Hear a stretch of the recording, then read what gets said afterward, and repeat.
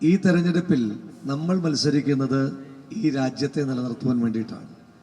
ഈ രാജ്യത്തെ നിലനിർത്തുവാൻ വേണ്ടിയിട്ട് നിർണായകമായൊരു പോരാട്ടത്തിന് ഇറങ്ങുമ്പോൾ ഇപ്പോൾ സാധാരണഗതിയിൽ ആനകളൊക്കെ ഒരുപാട് ഉണ്ടാകാറുണ്ട്.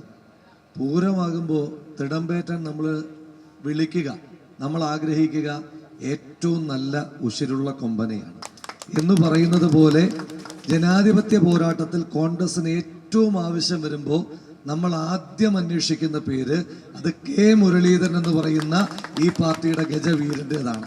നമുക്കുറപ്പാണ് അങ്ങനെ കെ മുരളീധരൻ ഒരു പോരാട്ടം ഏറ്റെടുക്കുമ്പോൾ അത് ഈ സംസ്ഥാനം ഭരിക്കുന്ന കമ്മ്യൂണിസ്റ്റ് ഫാഷിസ്റ്റുകൾക്കെതിരായിട്ടുള്ളതായാലും രാജ്യം ഭരിക്കുന്ന സംഘപരിവാർ ഫാഷിസ്റ്റുകൾക്കെതിരായിട്ടുള്ള പോരാട്ടമായാലും ആ പോരാട്ടത്തിൽ വിജയക്കൊടിയിൽ താഴെയൊന്ന് പാറിക്കുവാൻ അദ്ദേഹത്തിന് കഴിയില്ല എന്നുള്ള ബോധ്യമാണ് ഒരു പോരാട്ടത്തിന് ഇറങ്ങുവാൻ വേണ്ടിയിട്ട് അദ്ദേഹം മുന്നിൽ നിൽക്കുമ്പോൾ നമ്മുടെ എല്ലാവരുടെയും ആത്മവിശ്വാസം.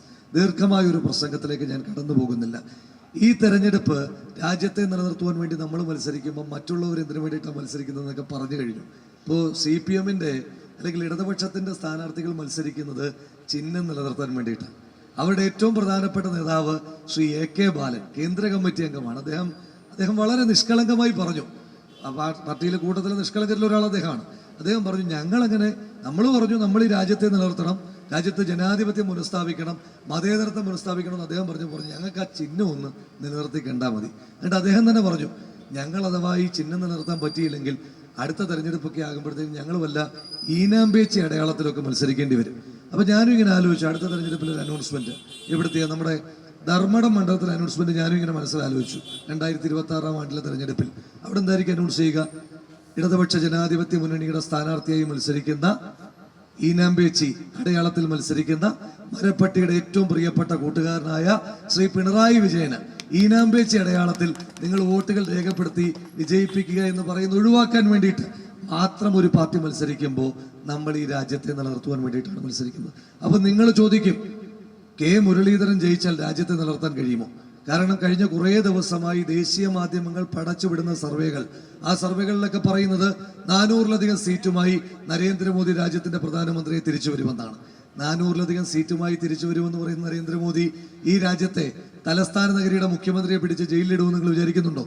കോൺഗ്രസ് പോലെ രാജ്യത്തെ ഏറ്റവും പ്രധാനപ്പെട്ട പ്രതിപക്ഷ പാർട്ടിയുടെ എല്ലാ അക്കൗണ്ടുകളും ഫ്രീസ് ചെയ്ത് നമ്മുടെ തെരഞ്ഞെടുപ്പ് പ്രവർത്തനത്തെ തന്നെ ദോഷമായി ബാധിക്കാൻ കഴിയുന്ന രീതിയിലുള്ള പ്രവർത്തനങ്ങളുമായി പോകുമെന്ന് കഴിയുന്നുണ്ടോ? ഇല്ല. അപ്പൊ അതുകൊണ്ട് എന്താ അർത്ഥം? നരേന്ദ്രമോദി ഇങ്ങനെയൊക്കെ ചെയ്യുന്നത് ആത്മവിശ്വാസക്കുറവ് കൊണ്ടാണ്. എനിക്ക് ഒരു കാര്യത്തിൽ വലിയ വിശ്വാസമുണ്ട്. ഞാൻ ദീർഘമായി കടന്നു പോകുന്നില്ല. ഒരു കാര്യത്തിൽ എനിക്ക് ഉറപ്പുണ്ട്, ഈ ജൂൺ മാസം 4-ാം തീയതി ഈ രാജ്യത്തെ പൊതു തെരഞ്ഞെടുപ്പിന്റെ ഫലം വരുമ്പോൾ ഇന്ത്യയുടെ രാഷ്ട്രപതി ദ്രൗപദി മുർമു സത്യപ്രതിജ്ഞ ചെയ്യാനായി വിളിക്കുന്ന ഇന്ത്യയുടെ പ്രധാനമന്ത്രി അത് നരേന്ദ്രമോദി ആയിരിക്കില്ല, അത് സാക്ഷാൽ രാഹുൽ ഗാന്ധി ആകുമ്പോ ആ രാഹുൽ ഗാന്ധിക്ക് കരുത്തു പകരുവാൻ, ആ സർക്കാരിന് കരുത്തു പകരുവാൻ തൃശ്ശൂരിന്റെ പ്രതിനിധിയായി കേന്ദ്രമന്ത്രിയാകുവാനാണ് നമ്മൾ ശ്രീ കെ മുരളീധരന് വേണ്ടി ഇവിടെ വോട്ട് ചോദിക്കുന്നത്. ഞാൻ തുടക്കത്തിൽ പറഞ്ഞതുപോലെ അടുത്ത ദിവസം തൃശ്ശൂർ പൂരം നടക്കാൻ പോവുകയാണ്. അതിനുശേഷമാണ് ജനാധിപത്യത്തിന്റെ വലിയ പൂരം ഇവിടെ അരങ്ങേറുവാൻ പോകുന്നത്.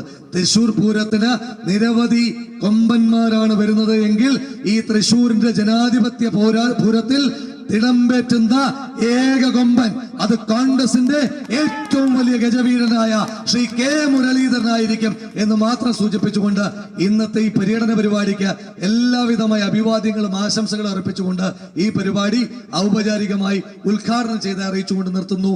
നന്ദി, നമസ്കാരം. ജയ് ഹിന്ദ്, ജയ് UDF.